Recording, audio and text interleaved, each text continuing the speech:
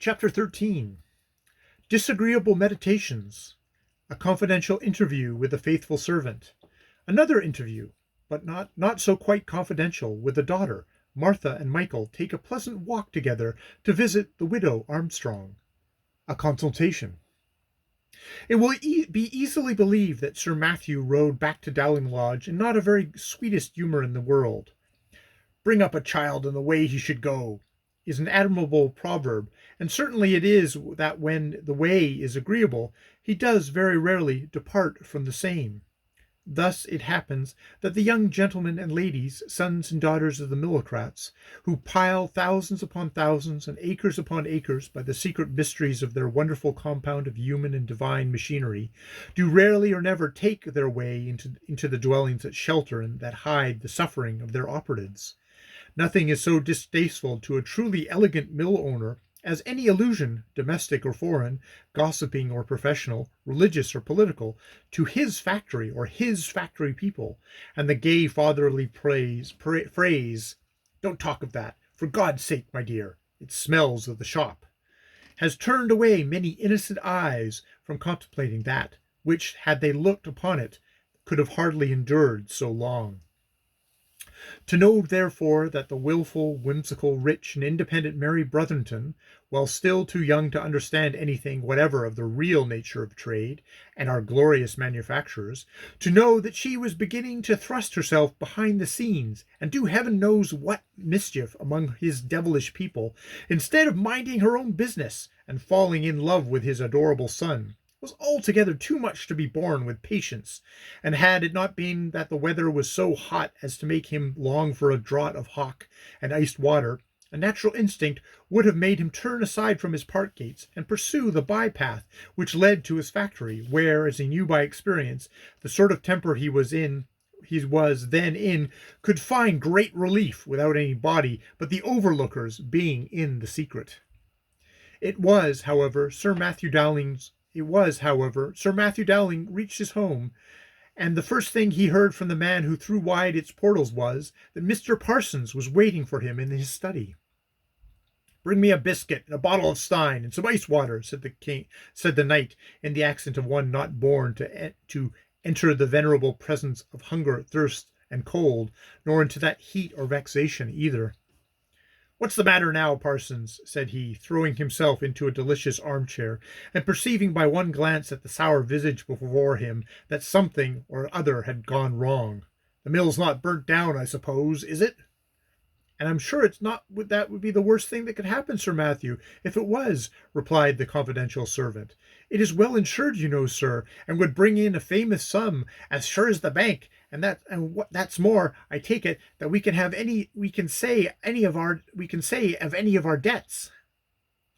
"Who the devil has been gossiping with you about the debts? What business is that of yours, I should like to know? Mind your billy rollers, Mr. Parsons, and take care your hands keep up with your machinery. That's your work. And I can't tell you, if you don't know it already, that the success of the concern depends more upon that than upon anything other whatever. The building is paid for, and the glorious machinery is paid for. Mind that, sir, and where's the interest of it comes from, if you let your hands go to sleep over it. I tell you what, Mr. Parsons, an overlooker is not worth his salt if he does not continually keep it in his head that the more the machinery is improved, the faster must the brats be moved to follow it, and you may rely on it that where this is remembered early and late, day and hours and night hours, the concern will answer, and every manager of it, master or man, will live well. But, by the Lord Harry, where it is not, they are sure to go the wrong side of the post, as you are to go to bed tonight. It stands to reason, Parsons, if one man knows how to drive and another doesn't, the one man's team will pay and the other's won't, and I will be much obliged to any man who will tell me how I am to help being undersold in the market if I don't contrive to make my machinery go as fast, and as long too, as the best of 'em. That's the business you are to attend to, Mr. Parsons, and I won't trouble you about any others." All true, Sir Matthew, every word of it. And I can't say, though I scorn to be a boaster, I can't but say that I think I have given you reason to trust me. I am noted for being able to keep the children awake, and not going longer than any other man in the mill. There isn't an overlooker in Ashley that can equal me with the strap or the billy roller either, when I choose to make 'em tell. I know all that, my good fellow, and I value your service accordingly. But I have been devilishly put out this morning, and that makes me snappish. Besides, I am quite sure you have got something disagreeable to tell me by your face. So out with it, man, and make an end of it. Make an end of it, Sir Matthew? Replied Parsons, repeating the last words of the sentence with marked emphasis. By the Lord, sir, that is exactly what I am come to beg you to do. You must make an end of your charity job, Sir Matthew, for it don't answer in any way. We have lost one of the nimblest set of fingers we had, that wanted nothing but the strap to keep him going for 16 hours out of the 24. And I wish you could just hear what gratitude you have gained in return for it. There's not a single day comes round that the rickety little Armstrong don't blubber over his work like a church spout. And I overheard him, the young villain, when he don't think I was so near. I overheard him when the scavenger girl was cleaning under the mules, looked up and asked why for he cried, when his brother had gotten such good fortune. I heard him answer, and what do you think he said, Sir Matthew? How the devil should I know, replied the chaffed capitalist. Don't stand mumbling here, but out with it. Neither more than less than this, Sir Matthew. Don't talk of his good fortune, Bet, said he. He's the most unhappiest boy in all the world, says he. Pestilent little vermin, exclaimed Sir Matthew through his closed teeth. Infernal fool that I was to listen to that idiot woman. And Crockley, too, who ought to know better, has been badgering me exactly with the same execrable nonsense. Never again, as long as I live, will I be persuaded to try any other scheme with a people that we have always acted upon. Brutes and beasts they are, and like brutes and beasts they shall be treated. So they shall be by me, as long as my head's above ground. Well, sir, I can't say but I am glad you are come back to your right mind, as one may call it. Such romantic goings-on can never answer in a factory, Sir Matthew. It ain't the way to do business, and business is what we have got to do. And so, sir, I hope you will send that scamp Mike back to the mill tomorrow morning, for they can't say no worse of it. Let us pay him off as well as we will, then that he's the most unhappiest boy in all the world, and that's what they say is already's. It won't do, Parsons. That boy must be got rid of. What do you stare for, you ass? Do you think I'm going to get hanged for him? Oh, dear no, Sir Matthew. You know the value of your own life better than that. And anyhow, God forbid you should not. Only I did not overwell understand what you meant by getting rid of him. I must contrive to send him out of the way, at least out of this neighborhood, and moreover with his own consent and his mother's too. That is what I meant, Mr. Parsons. You must know best, Sir Matthew, but it seems to me you're taking a deal of trouble about him. If you just let me have him back in the mill, I think I'd venture to say that he shall never get within reach of plaguing you any more, and I'll get a pennyworth out of him into the bargain. For a tolerably sharp fellow, Parsons, you're devilishly dull about this business. Can't you guess that I should not be taking all the trouble you talk of about such a beggar's brat as that, unless I had a reason for it? There's that lord's daughter that got me into the scrape. She won't be ferreting till she finds out that the sweet little bastard has not found himself comfortable here. And 10 times worse than her, aye, 100-fold, is that obstinate, headstrong girl of old Brotherton's. My Lady Clarissa might be troublesome from mere folly, and might perhaps be stopped short in any mischief she was doing by a few words from me. But not the old one himself could stop Mary Brotherton if she got a whim in her head. You should have seen her just now, Mr. Parsons, raving at me with her colour up and her eyes dashing, for all the world as if she had just escaped out of Bedlam, only because I cautioned her against going into Joe Drake's pigsty. A pretty place, wasn't it, for a girl of her fortune to go visiting? But in she went, by heaven, and you may rely upon it, if such a girl as that, who cares for nothing and nobody, once gets into her head to go about among the factory people, she'll kick up more dust than we shall find it easy to lay again. I've been told already by one who I suspected wanted to put me on guard that this Mary Brotherton wished to have a little talk with Mchl Armstrong. I can put 2 and 2 together as well as Miss Mary. She was at our cursed play last night, and I'll bet my life to a rotten egg that she wants to ask him what he cried for. Likely enough, sir, replied the overlooker with a grim smile. I heard the crying. I won't say that I didn't. You may guess, Sir Matthew, that it was a good deal talked about among the servants, and then to the other of 'em blubbering away at the mill must be give him a pretty notion, mustn't it, sir, of your goodness to him? Say no more about it. It makes me mad, exclaimed the knight. One or both of 'em shall be sent to Deep Valley Mill, Parsons, if I die for it. There's none but prentices taken at the mill in the deep hollow, Sir Matthew, if you mean that. Yes, sir, I do mean that, replied Sir Matthew with a very ominous frown. And there Mchl Armstrong shall go prentice or no prentice, or I'll give him up my place and take his. That's all then, Sir Matthew, said the overlooker, prepared to depart. I come to put you up to the boy's ingratitude, and have nothing further to say at present. You need not trouble yourself any more about that, Mr. Parsons. I will take care of him, replied the knight, whereupon Mr. Parsons made a bow and departed. Sir Matthew Dowling had already taken one tumbler of hock and water. He now took a second, and then, throwing himself back in his armchair, indulged for several minutes in very deep meditation.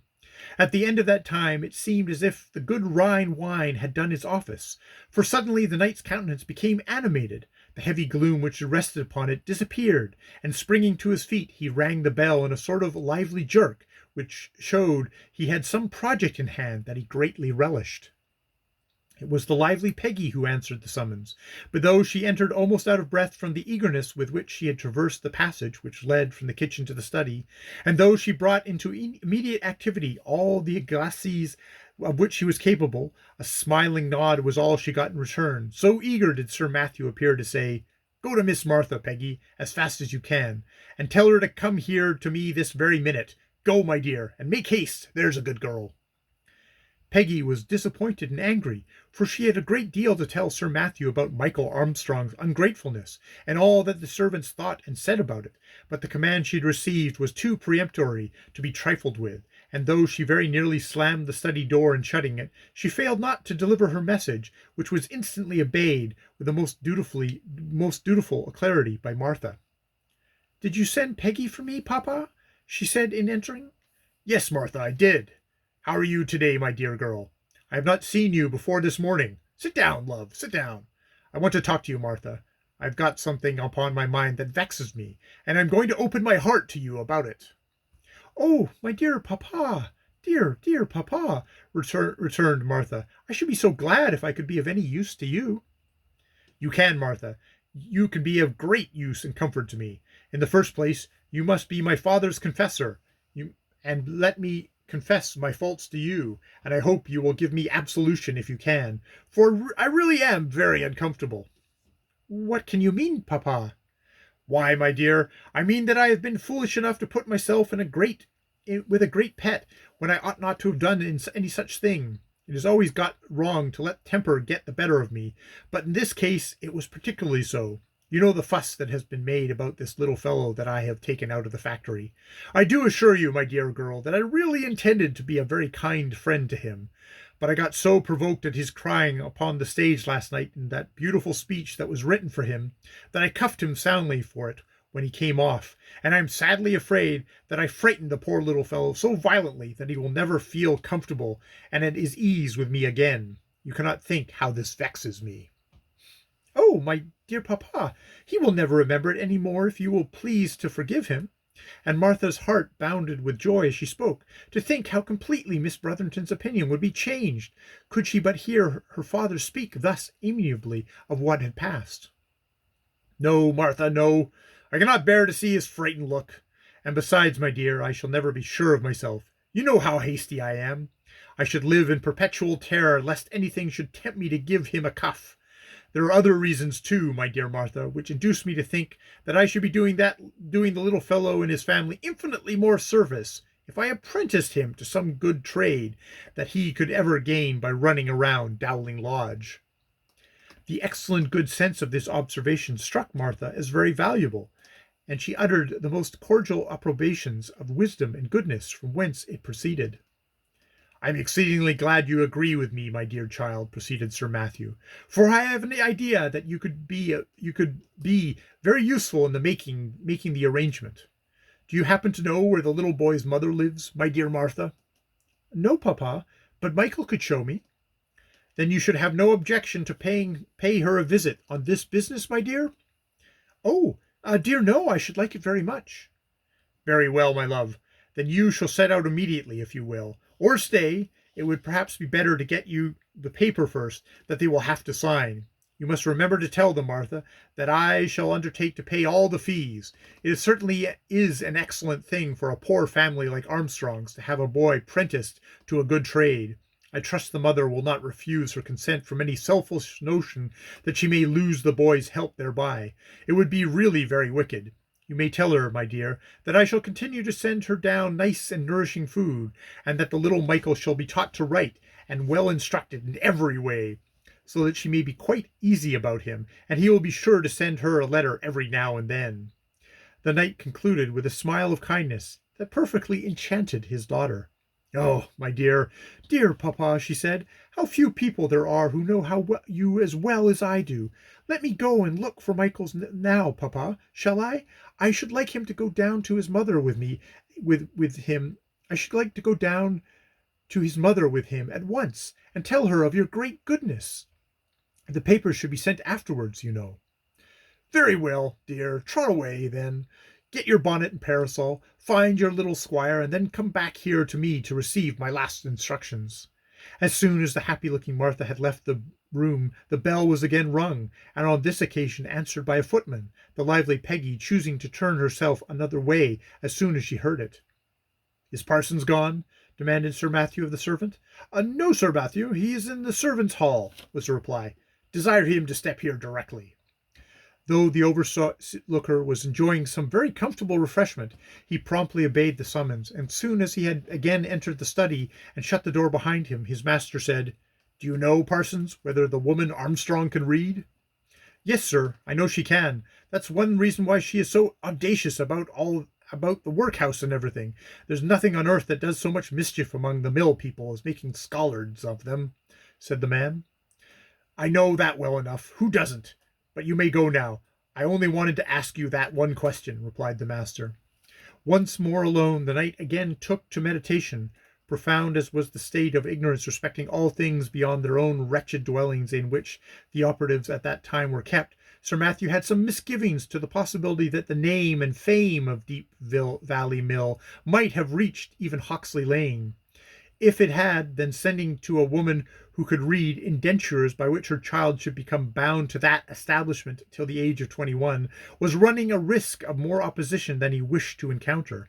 But he had a ready wit, and seldom remained long at a loss as how to manage any business on which his mind had fixed itself.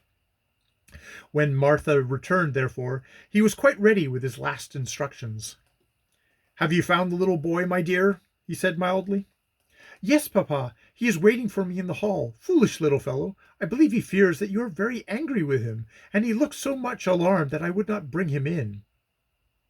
Poor child! But you were quite right, my dear Martha. It is better not to harass him in any way. Now then, Martha, what you have got to do is this. Explain to the poor woman that it is my wish to keep my promise of providing for her boy, but that I come to the persuasion that the apprenticing him to some respectable business will be better than letting him run about the place here learning nothing. You may talk to the little boy, you know. He is a sharp child, and I have no doubt will come to the same conclusion himself if you state things to him properly. I have no doubt of it, papa, answered the innocent Martha. I will do my very best to make him understand it. What trade shall I tell Miss Armstrong you have chosen for him? Stocking weaving, my dear. I really don't know a better, and we may be able to help him if he behaves well as he goes on. Oh, well then, papa, now I may go? Yes, my dear, now you may go, and you may tell the woman, Martha, that if she approves the plan, I will call upon her myself some day with the papers. A pleasant walk to you. Goodbye. It was a very pleasant walk, for Martha was delighted with her companion. She opened to him kindly and clearly the plan for his being put apprentice to a respectable trade, and pointed out to his young but quick capacity the advantages this would give him in after life, and the power he might hope to possess, if he behaved well, of providing for his mother and brother.